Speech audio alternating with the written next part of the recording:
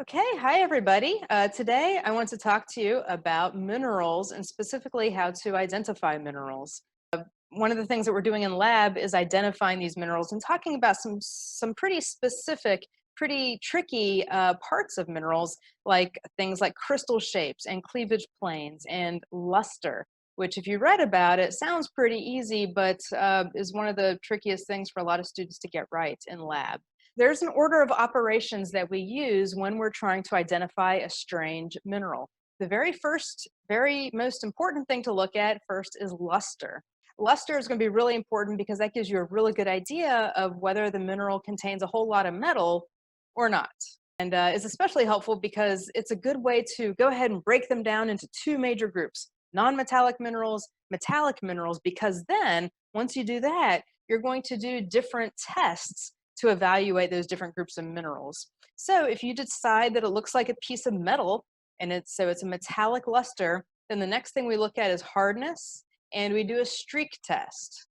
Okay, we don't usually do a streak test for non-metallic minerals. That's not as helpful. If it's a non-metallic mineral, so it doesn't look like a piece of metal, the next thing we do is we test hardness and we look for any cleavage planes.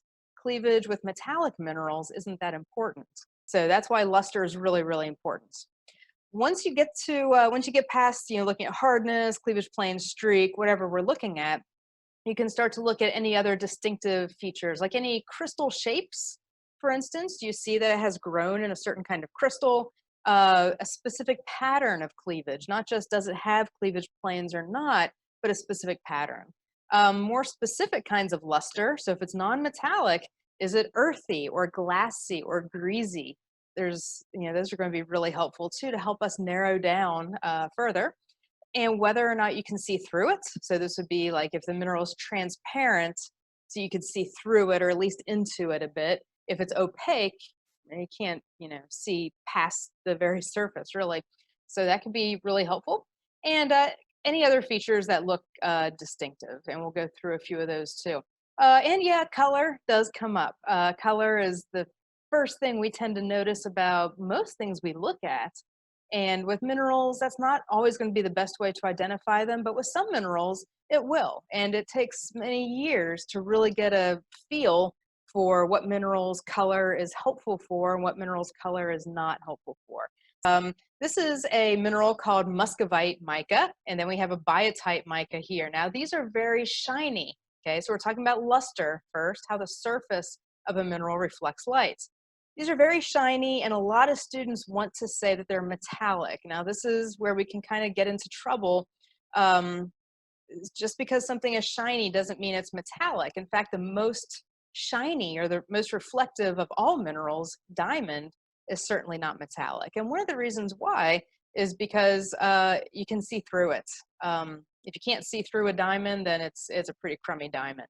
And check out this piece of biotite here. So once I flake off a crystal, a sheet of this biotite, you can see through it. So even though it looks black, and it is, it's not really that opaque. A metallic mineral will not look like this. It will be completely opaque, and you can't see through it at all. And a good way to compare that is like a piece of aluminum foil, which can be very, very, very thin. No matter how thin aluminum foil is, you still can't see through it. So if you can see through it or into it at all, it can't be a metallic mineral. So what does a metallic mineral look like then, if that, even though it was so shiny, was not a metallic mineral? Well, this mineral looks like a piece of metal. This is pyrite. This is a really good example of a metallic mineral, and it is reflective. It is shiny, and it looks like a chunk of metal. There's no seeing through that or into it at all. It's completely opaque. So while luster is how the surface of a mineral reflects light, it is a little more complicated than that. Of quartz called rose crystal quartz, it's often very pink, kind of the exact same color as my hands here, is kind of greasy. So we would call this like a greasy luster or a pearly luster. And some other minerals will be like this. Graphite, which is also metallic anyway, will have a greasy luster. So will talc, and that's one of the identifying characteristics for talc, because in other ways, talc looks a lot like a whole lot of other minerals. So seeing that it looks kind of greasy is helpful. Once we determine that a mineral is metallic, The very next thing we want to do, I guess after a hardness test, which we'll get to in a second, is a streak test.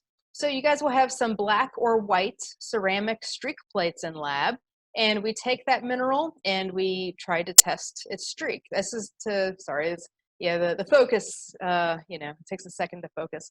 The streak is a good way to tell what the inside of the mineral looks like, which is especially helpful for metallic minerals because metals often degrade in certain ways. They may oxidize, they may tarnish. The outside of a metallic mineral can look very different from the inside, and it can be misleading. We want to know what the inside color is.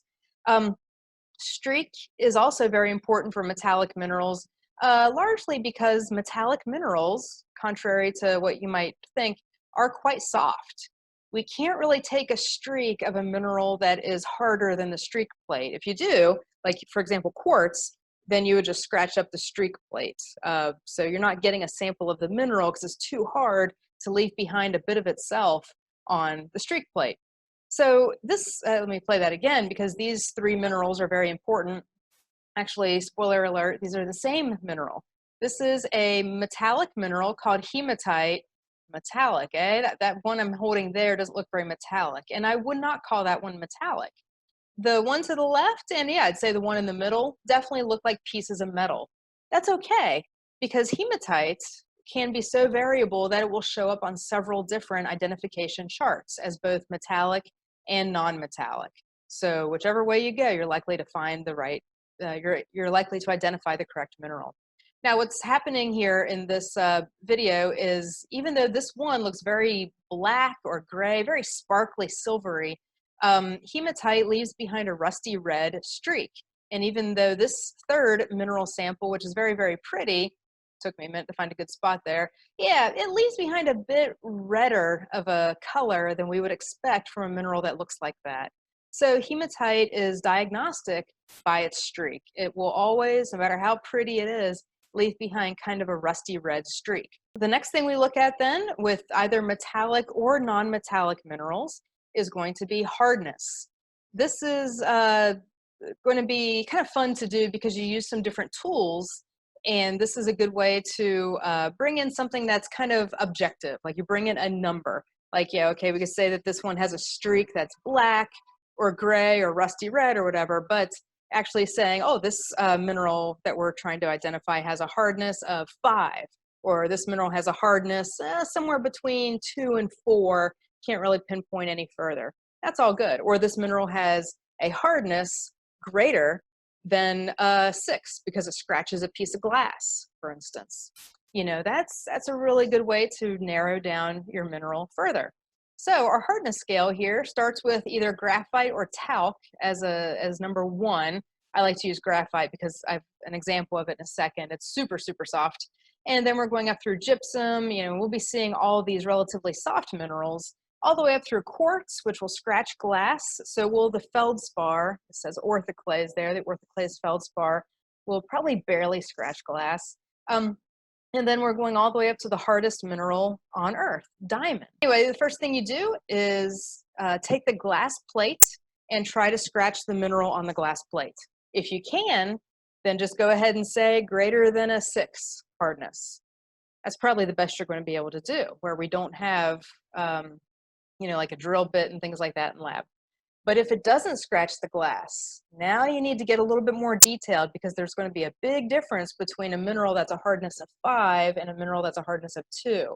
So now we have other tools. So we use the steel nail, we use the copper penny, we use your fingernail, things like that to try to really narrow down what that hardness is then. So you always use the glass plate first, and if it scratches the glass plate, hey, then you're in pretty good shape. You know it's harder than glass. You know it's greater than a 6 on the hardness scale. If it doesn't, pull out the other tools and get a little bit more detailed with what that mineral can be.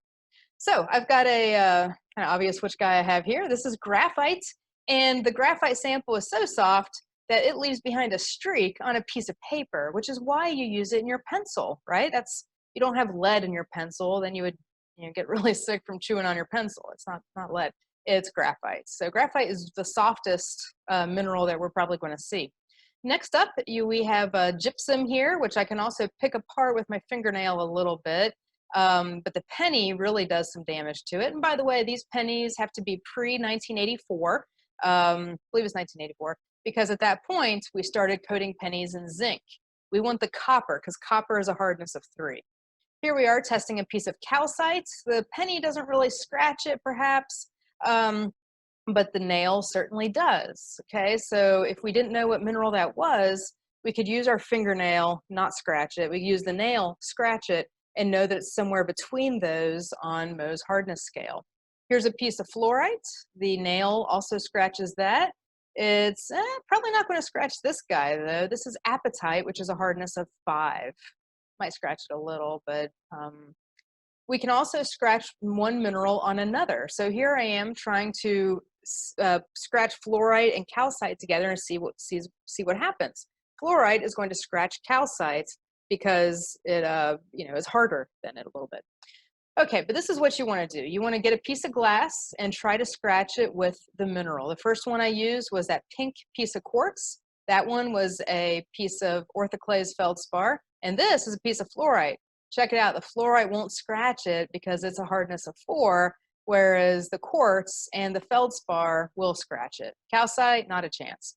So that's why glass is a really good one to start with, because it's going to separate the soft minerals from the hard minerals. So it really gives you a nice delineation of, okay, what are the soft minerals that we need to test further, and what are the hard minerals that now we're done with hardness, okay?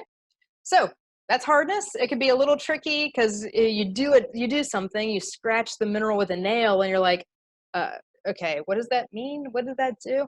And do make sure that you are not leaving behind part of the nail on the mineral. If you try to scratch a piece of quartz with a nail, you're going to see metal left behind on the quartz. Not because you scratched the quartz, but because the quartz is harder than the nail and it left behind a bit of itself on the quartz. Cleavage planes are one of the most important things to identify, not necessarily the shape and structure of them so much, that we will talk a lot about that today, but mostly whether or not a mineral has cleavage planes. That's going to be super important. I want to talk a little bit about what cleavage is. This is how a mineral tends to break. So if a mineral breaks in a repetitive, kind of geometric pattern, like you feel like that mineral is made up of some kind of geometric shape, like cubes or stair steps or triangles or something like that, then it has cleavage planes. If it just breaks randomly or without a whole lot of structure, then it doesn't. So the sample I have here, let me back up a little bit. This is a piece of salt, not too different than what's in your salt shaker at home.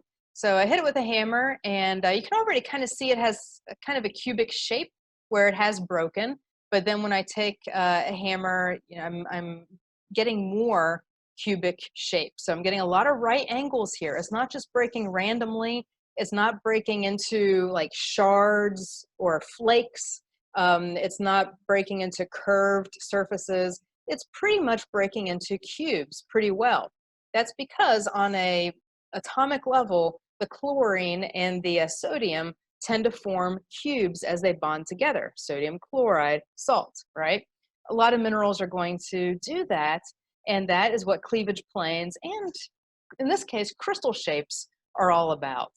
I have a mineral here that is one of my favorites. This is fluorite, and we can see that it has these triangular faces. The outside of it doesn't matter too much. I have a piece of fluorite here that's transparent, and you can see kind of an echo of that same kind of triangle type of structure going on. You feel like it right there, that's a good one. You feel like if you were to break it, it would kind of tend to break in these triangles or pyramid type of shapes, okay?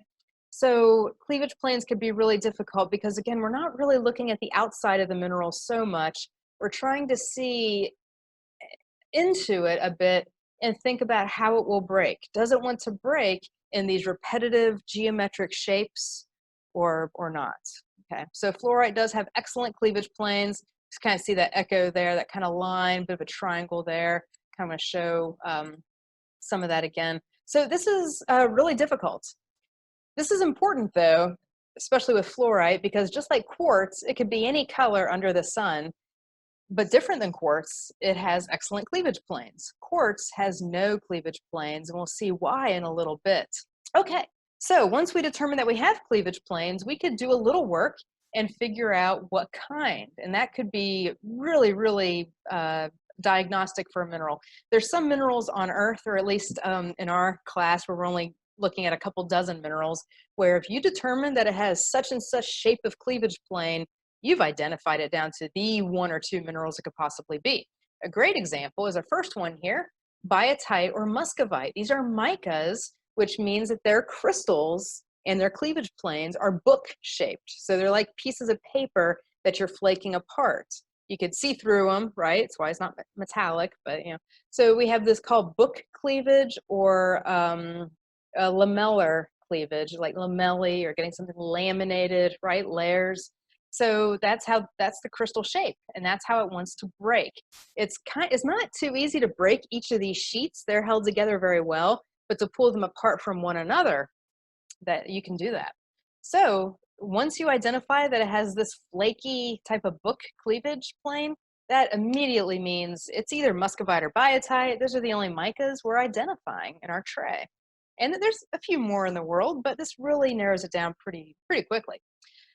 You're also going to see this type of cleavage, which is a type of prismatic cleavage. So we have some 90-degree angles. We don't have a lot of good crystal shape or a lot of good repetition on the ends where it's broken, but you do on the top and the sides. So that means you have two directions of cleavage rather than three like you would have if it's a cube. So I kind of think about feldspars as kind of looking like candy bars. Okay, they're kind of long and continuous in that way, but they're 90 degrees across the, side to side. Another one that's prismatic as well, that has that's kind of long this way, but has some interesting angles of cleavage, is hornblende. Hornblende has two good directions of cleavage, and these are not at 90 degrees. It looks a little more bladed. So we have an acute angle and an obtuse angle here. I don't know why I'm doing that. This is a really, really good picture. I can't do better than that. So we can tell that that's hornblende. Now, don't get too frustrated. Hornblende in hand sample doesn't always look like this. It breaks pretty easily and looks a lot like another mineral called augite, which you will also identify. Color is a little bit different between those two. Augite is a bit on the green side. Hornblende will be gray to jet black.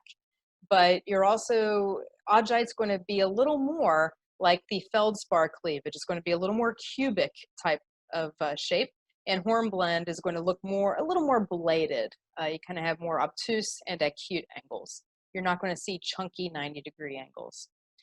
Okay, but what about when we have three directions of cleavage? Now we're getting into a very cool mineral called galena.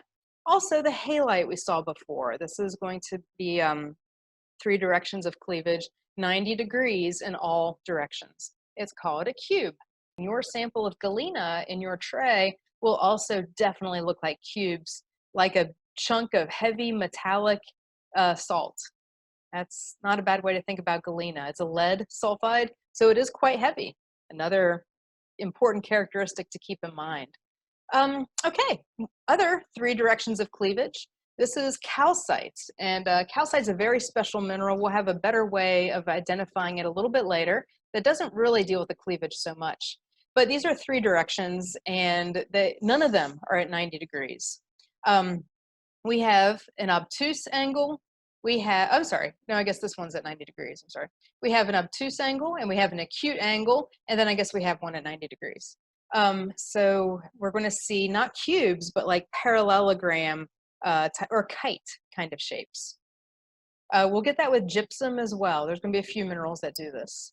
All right, and then my favorite, fluorite, here are nice little octahedrons, or if you just have one pyramid, a tetrahedron, making these nice little triangle shapes, these triangle faces. And again, if you were to break these pieces of fluorite, which these are beautiful crystals here, but if you were to break them, they're going to tend to want to break in that particular pattern. All these minerals, again, cleavage planes aren't how the crystal is shaped on the outside, it's how the mineral tends to break. Okay, getting into a little more detail with some of these angles here. I have a piece of hornblende, and you guys may use a cleavage goniometer in class, and these can really help you to identify the different angles of cleavage that you have. So I'm kind of cheating because I know what the minerals are as I hold them up. But I just did hornblende. I showed the, back up a second, showed the acute angle there, the less than 90 degrees angle, and the greater than 90 degrees angle, the obtuse angle. I'm also looking at a mineral that looks very, very similar to hornblende, the augite, a pyroxene mineral.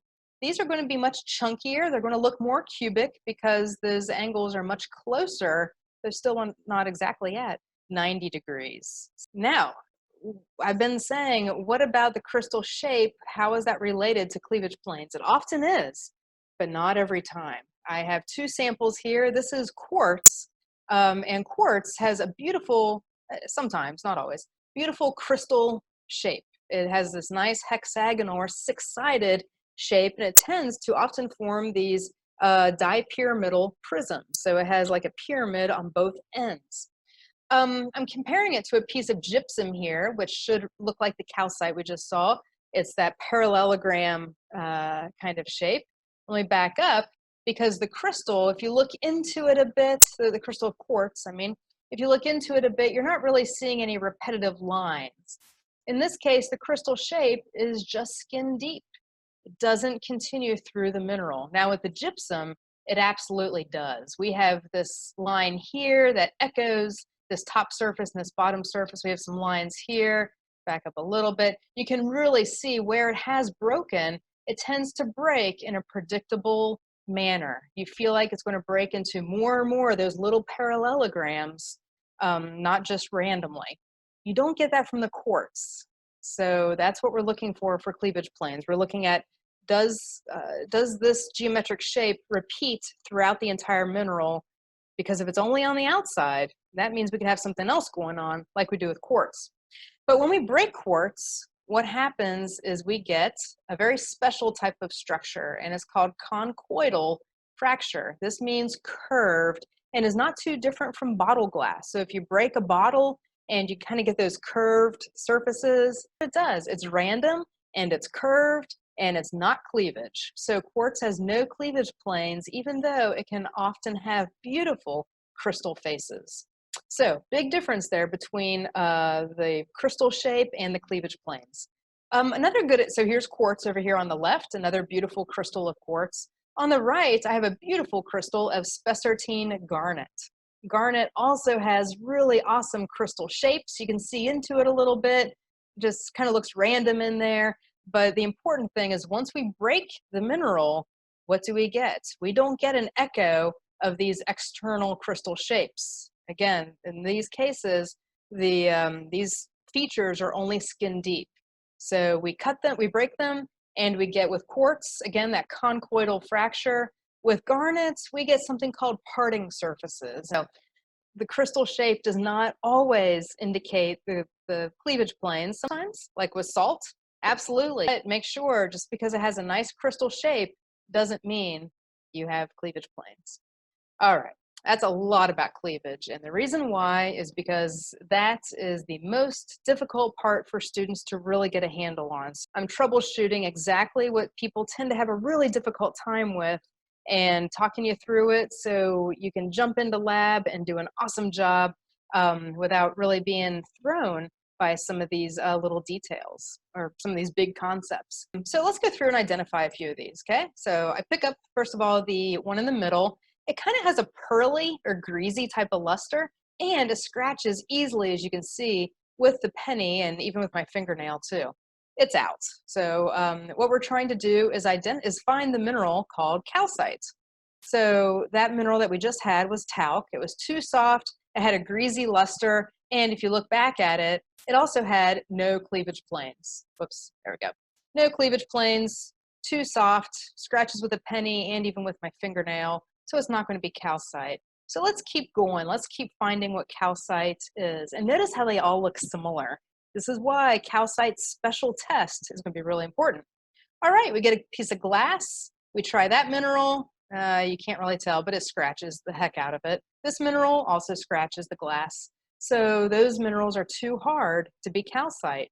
We're narrowing it down pretty good. Calcite has excellent cleavage planes, but they're not cubic. This mineral has cubic cleavage. It's out. So can't be one of those. All right, now it's getting tougher. These minerals are all pretty similar hardnesses. We could scratch them on one another and try to figure it out. That wouldn't be a bad idea. You know what's better? Hydrochloric acid. So you guys will have some dilute hydrochloric acid at your stations, and it's not dangerous. If you get it on your hands, just go rinse it off. It's pretty dilute. And what you do is you drop it, and I didn't drop it on the other minerals, but anyway, I knew which one was calcite because I put it there. But this is seriously, like, the most professional geologists still take acid in the field, yeah, to identify calcite, and limestone, which contains calcite. So here we go. I'm going to take a drop of acid and put it on the calcite, and you might be able to tell, especially as I hold it up a little bit closer, it fizzes, and you'll be able to hear this too. So that fizzing, calcite's the only mineral in your lab that's going to do that. All right, my last thing here I want to talk about is a mystery mineral, and this is a mineral that's, so what's the first thing we should do? First of all, we look for luster. Looks pretty shiny, sure got some nice crystal faces. I wouldn't call that metallic though. It'll be non-metallic, partly because you can see into it a little bit. You can see some internal structure.